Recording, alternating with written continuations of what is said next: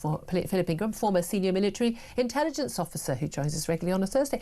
Very, very, very good morning. Good morning. There's nothing going on, quite clearly. I mean, genuinely, I've been saying... I'll just go now. We've been on air since 2016, and every single morning I think I've started the show with, wow, another quiet news day then. And it never is. It never, ever is. There's been a lot of talk about regime change in Iran. Now there's a lot of talk about regime change in number 10. Look, first of all, let's talk about the welfare reforms themselves, okay? Now Keir Starmer reportedly is going to sort of ring around. He's going to, they're going to talk about, basically cutting back on their welfare reforms. And these are particularly to personal independence payments for people who are disabled, and sickness benefits, incapacity benefits and the like. And actually, we've seen a massive, massive upturn in the number of people who are claiming these huge extra amounts of sums of the money going out. And even the welfare reforms they're looking at, we're looking at only £5 billion less being spent on welfare than we will otherwise spend. So welfare spending is going to go up, probably around about the 13 billion mark a year by 2030, but it would be 5 billion less a year under these welfare plans. Massive rebellion. We're looking at most, Labour committee chairs. We're looking at a huge number of backbench MPs, not at all the usual difficult suspects, saying, we didn't get into power to vote for winter fuel to be cut for most pensioners. You U-turned on that, and we're not in favour of cutting welfare either. Are the rebels right, or is the Prime Minister right? Well, I think we're seeing here a massive rebel penetrator instead of the massive ordnance penetrator that talked about for a regime change in Iran. From a Labour government, the welfare is everything, and a lot of Labour MPs got voted in on, we will look after you if you don't work, if you need to put your hand out and get more money, and because that's the psyche the state will provide. Now Labour government is coming in and realising that to try and balance the books, actually you have to get people back into work. They haven't quite worked out that to get people back into work you have to protect businesses as well. But the people who provide the work. The people who provide the work. Philip, this is a mad, silly idea. It will never catch up. Yeah, well, exactly. But they're learning, and if they water it down, not another U-turn. Flip-flop Starmer and his team. They're not U-turning, they're spinning. Well, this is the thing. These MPs, back MPs, know that he's going to U-turn. Everyone thinks he's going to U-turn. Now, Angela Rayner made it very clear, Deputy Prime Minister's questions yesterday, effectively. She basically said very clearly, yes, in answer to Mel Stride, the Shadow Chancellor, yes, the vote will still take place next Tuesday. So they're kind of, I suppose I'm not quite sure how she could have not given that answer, but they're kind of in a bit of a bind now, aren't they? I think the vote probably will take place in some form. They're going to try and water it down. But it's untenable for a Prime Minister who's not even been in office for a full year. I mean, he'll be 2 days shy of a full year in office by the time of this vote. To lose a vote like this on what is it's not like a vote over there. It's a flagship policy. They talked about welfare reform, but also crucially, and it's a small point worth making, the moral case for this is so strong. This is supposed to be the Labour Party, that's the party for Labour, for working people. Yes, we have a welfare state, and it's supposed to be for people when they can't work, don't want to work, choose not to work. It is not remotely feasibly possible that we have suddenly, in the last 5 years, had a massive growth in the number of people who are disabled and incapacitated and too sick to work. It's not possible. No. Is it lockdown? Is it is it COVID? Long-term illnesses? Well, that hasn't happened in any other Western country. So no, it's people who could work, who should work, who aren't working. And it's really, really that simple.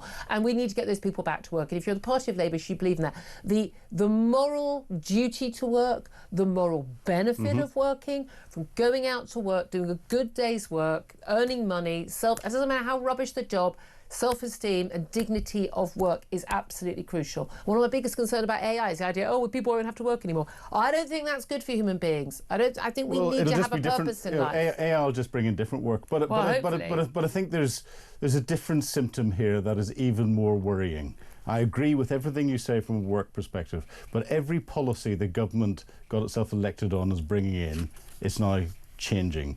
It says it's a government for growth. There weren't that many policies, to be fair. It was they didn't have any plans, but they are changing everything. They've just had a strategic defence review that was based on 2.5% going to 3% at some stage in the next Parliament. And then less than 2 weeks later, Keir Starmer signs up to 5%. But OK, but, you know, events, dear boy, events. No, events hadn't changed. Look, I know the facts on the ground haven't changed, but, you know, the pressure from events Trump hadn't changed dramatically by then. And we, in talk with Ted, the producer, had actually quizzed the Minister of Defence on this beforehand. And they said, no, we're not going to do this. And of course, then they do it. And you look at every other policy, you were based on growth. Well, businesses have been attacked. This government doesn't know what it's doing. And don't talk to me about gangs. And no, exactly. Them. I mean, the level of incompetence, just talking about that with Mike, the level of incompetence is beyond, off the scale. It's just beyond understanding, isn't it? I mean, we're already looking at his second chief of staff in less than a year.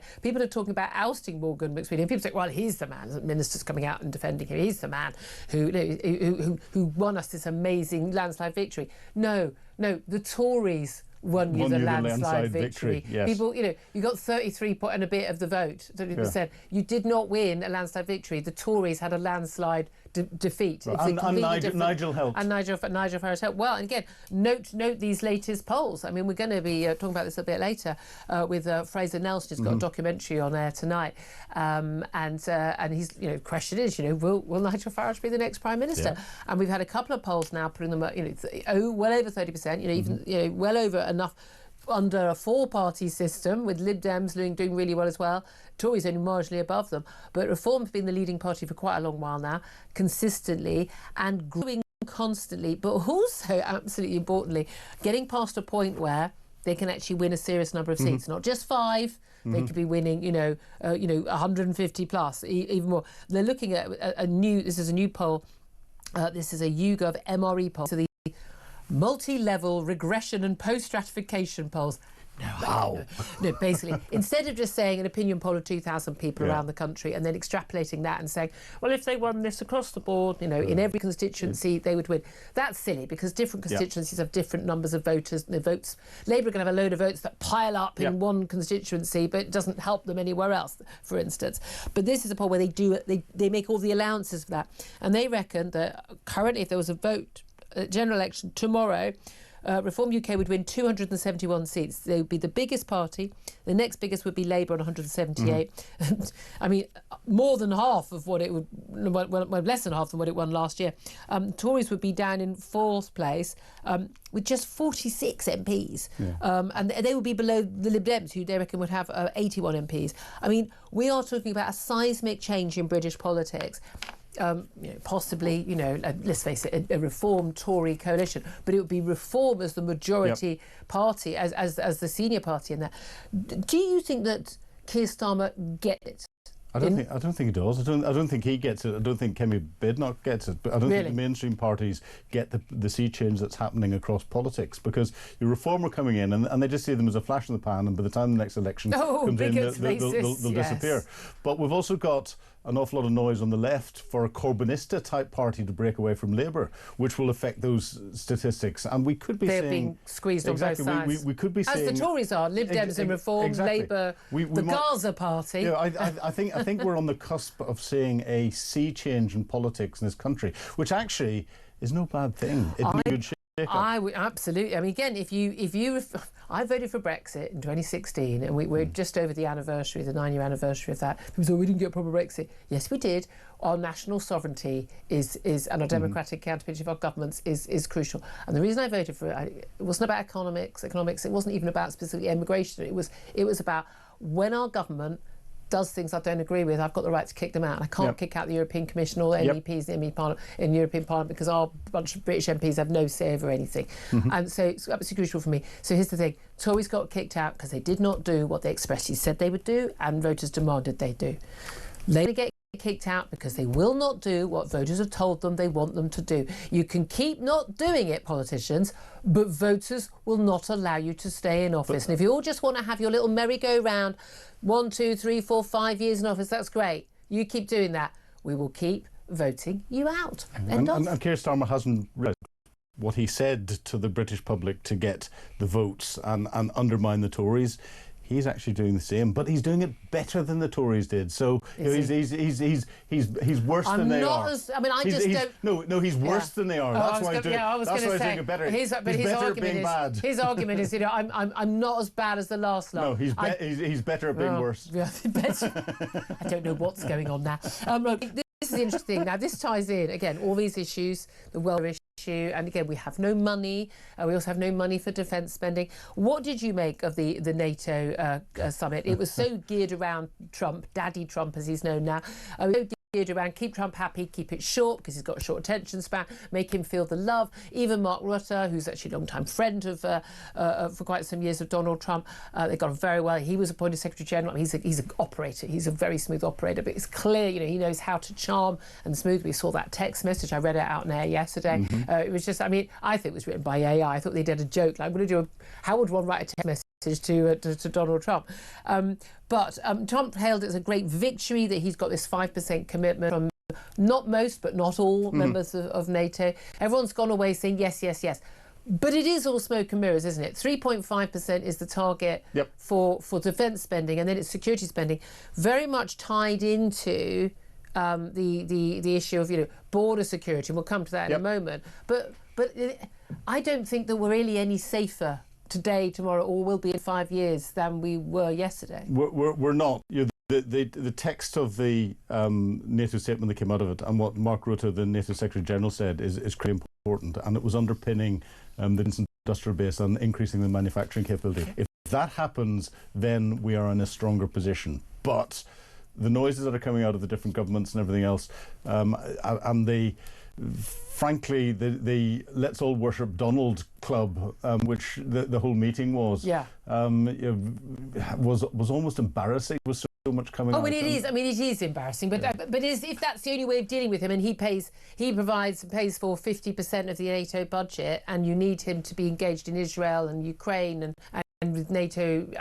What do you do? Well, what do you do? I mean, you can stand firm and go, I refuse to kowtow to this man baby. And I'm sorry, even though I said I would have voted for him last November over Kamala Harris, he does still have man baby traits that he needs to have his ego stroked in an absurd way. He does, but again, there's other sensible statements that came out. Mark Rutte not calling Donald Trump daddy, but I'll play that clip in a moment. By the way. But whenever he was talking about the European countries of NATO having 20 times the defence budget than Russia, but they're making more tanks and shells than we are. Point. The Russian economy is smaller than the British economy.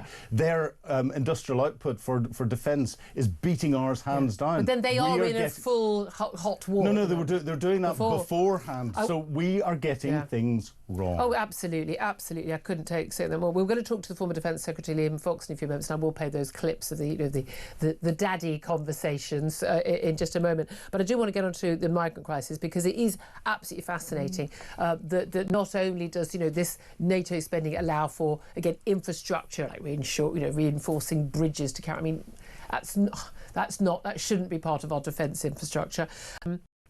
Really, but also allowing a border security to be funded as part of this 5% of a commitment of GDP.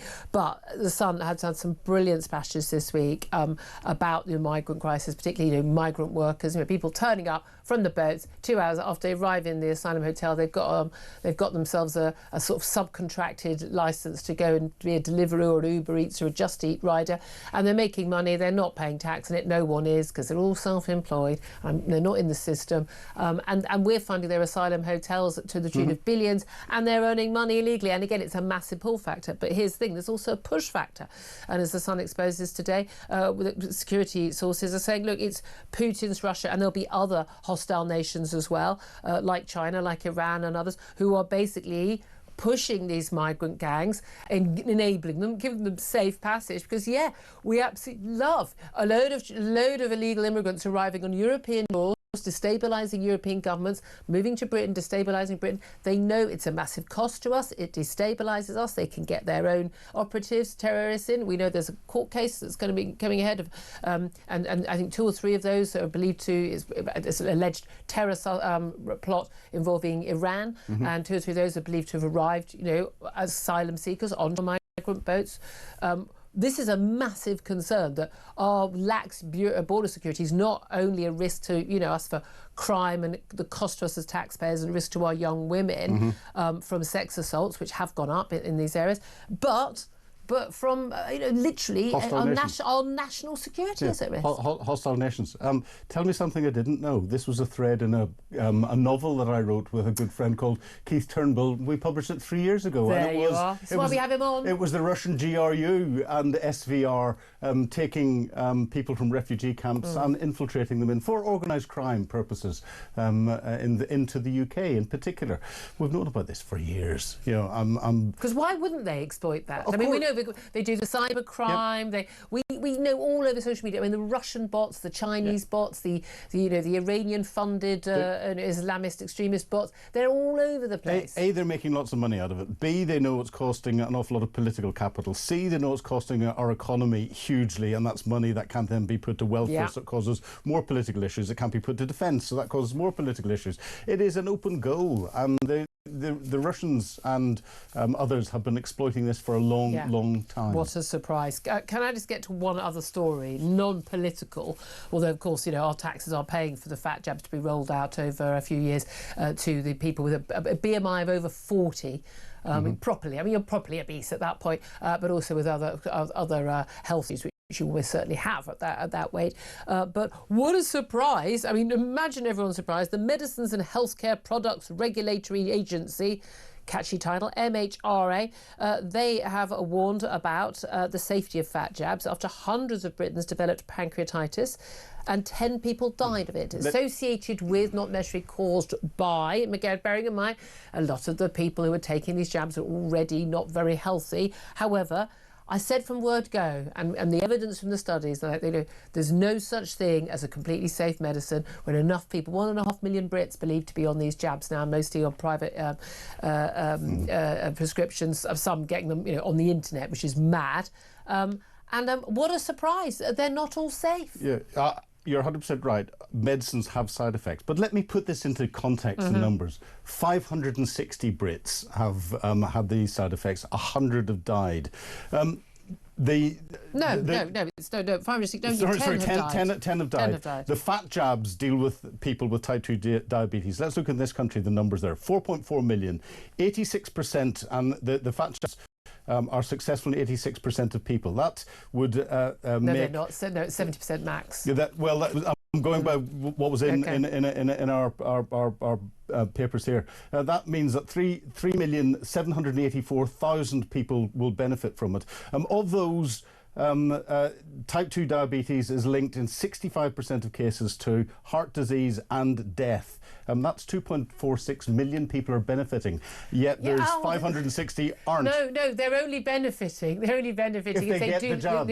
If they lose the weight and keep the weight off. Yes. And on average, only 70% of people lose weight, and at least in their own studies, and they lose on average 10% of their weight. Well, if you have got a BMI of 40, you can lose 10% of your weight just by giving up by giving up one latte a week. Yeah. I'm sorry, one latte a day for a while. I think these numbers are not going to add up. I've been saying it from word go. You could also, by the way, you could lose weight and get healthy. You don't have any of these side effects. Just throwing that out there.